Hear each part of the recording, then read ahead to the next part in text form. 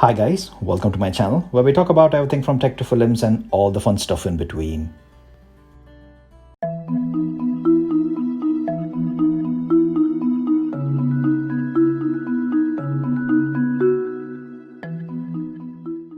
So guys, by now you all must have been updated to iOS 14 and enjoying the new look and feel of the widgets. It sure makes it feel like you've got a new phone even without the launch of iPhone 12. I've recently done a video covering all the new things which iOS 14 brings, and I'll link it down below if you wish to check that out. But I've found out a few more hidden little tricks. So in this video, let me show you a few more hidden tricks which are not straight away obvious and need a little digging around to get to them, but they sure are helpful and will enhance your iOS 14 experience. Before proceeding, please do subscribe to my channel guys so we can keep this channel going with all the fun and informative content. So let's get on with the video. Number one, it's related to widgets. And I'm sure by now we all got a good hang of it. I really like the smart stack which Apple has curated, but thing is that you can create your own smart stack. Same as how you drag and drop apps on top of each other to create a folder, similarly you can do it with the widgets as well. Just drag and drop a widget on top of another one to create a stack of your liking. Only thing is that it has to be of the same shape. You can't drag different shaped widgets onto each other, but as long as it's the same shape, you can drag and drop onto the other one and make a stack out of it. I find this pretty neat and nifty as you do not have to just stick with Apple's smart stack, but you can create your own stack of your liking using the widgets of your choice. Number two, still on widgets, I've noticed that some of them offer an extensive list of options to display. For example, take the IMDb app, which I have here. It's got a widget and it's configured in such a way that it gives you multiple options. So I can choose between popular trailers, celebs born today, what to watch, etc. It's really cool actually. I'll choose fan favorites here and there you go. Now I can glance the information about what the current fan faves are and then tap straight to go to them. Next is photos. We had this before, the option to hide a picture. So you just go to a photo, choose the share option and then choose hide. The photo will disappear from the main camera roll section, but the hidden pictures section will appear in the utilities section here. So basically you can still get to that hidden picture if you just scroll down and go to that hidden pictures section. But with iOS 14, now you can truly hide a picture. So all your hidden pictures are still in this hidden section under utilities, and then you go to settings and then go to Photos app. And then toggle this button on which says hidden album.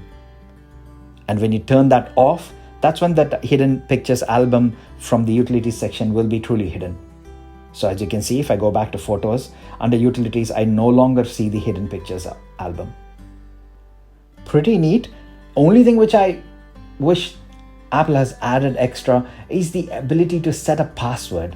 So anyone can't just go in and toggle that switch on to look at your hidden pictures. It would have been good if there is a passcode setting. That would really make this feature all the more useful. Apple, if you're listening, please do give us this as it will be immensely helpful.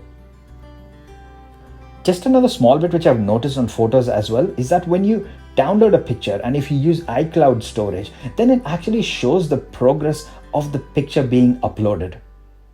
So you can see the progress bar there and you can tap and pause it if needed. Another nifty little feature here. In my previous video, I showed you how the back tap works. I'll link it down below actually if you want to check it out.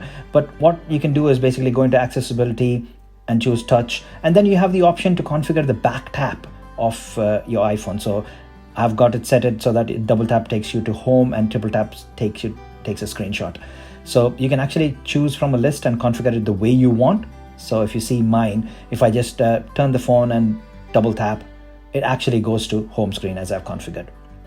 Thing is that, there are certain actions which are not available in the menu settings. So if there is an option which is not available, you can use shortcuts to program that option and then configure that to your double or triple tap. So if you can see, I've got a shortcut which is called cam, and I will select that for double tap. And then when you see now, if I just go back to home and then if I double tap on the back, it will open up the camera. So I've got a question to ask which camera you need to open. So I can choose back, and then there you go. So it opens the camera. So using the shortcuts, you can actually program your own little action and configure it to that extra double or triple tap settings on your iPhone. Let's try to create one. I will just go to shortcuts and I will just add a new shortcut. I will choose apps and maybe, let's select IMDb. So let's select that. And I've got the options of select news type, popular trailers, or what to watch. I will choose popular trailers. Next, give it a name. Let me call it as IMDb popular. And that's it, done. So I've got the shortcut created. Now I'll go back to the settings, and you should see under shortcuts, you have got that IMDb popular, which we just created the shortcut. I'll assign it to double tap, and now I will just double tap, and this will open IMDb popular trailer section straight away. So you can see I've got WandaVision right away there, which is the newest trailer. So pretty useful feature here, guys. You can just program whatever you want. If there's an option missing, try creating a shortcut by using the Shortcuts app and then assign it to your back tap. Next, it's related to the app library. So you scroll right from your last home screen to get the app library where all your apps will reside.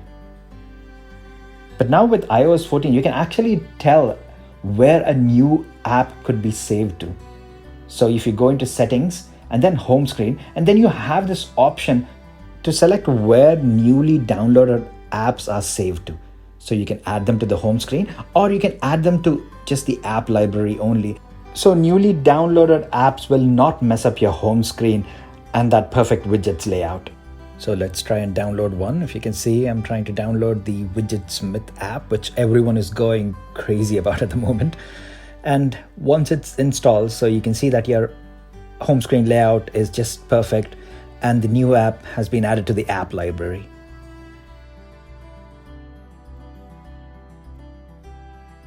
Next, you have all seen the ability to hide home screens. You just long press on the home screen and then tap on that 3 dots, the pagination, and go into this kind of screen where you can select or unselect the home screens which you want to hide. Now, there is a neat little navigation trick here actually.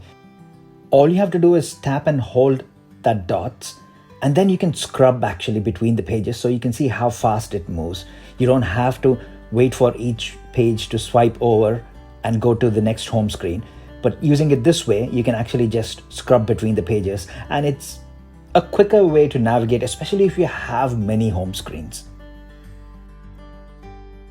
Next is the privacy options. As I mentioned in my last video as well, every app kind of tells you what's being accessed, and especially if an app is using your camera or your pictures or everything, you can actually give access to what pictures exactly could be shared with that app. You can manage this via settings. So all you have to do is go to your settings section, then go to privacy, and then choose photos, and then you can see all the apps and the access levels which they have. So you can see that, a few of my apps have got all photos, like airtime rewites. I really don't want to give all photos access, so I can choose none there.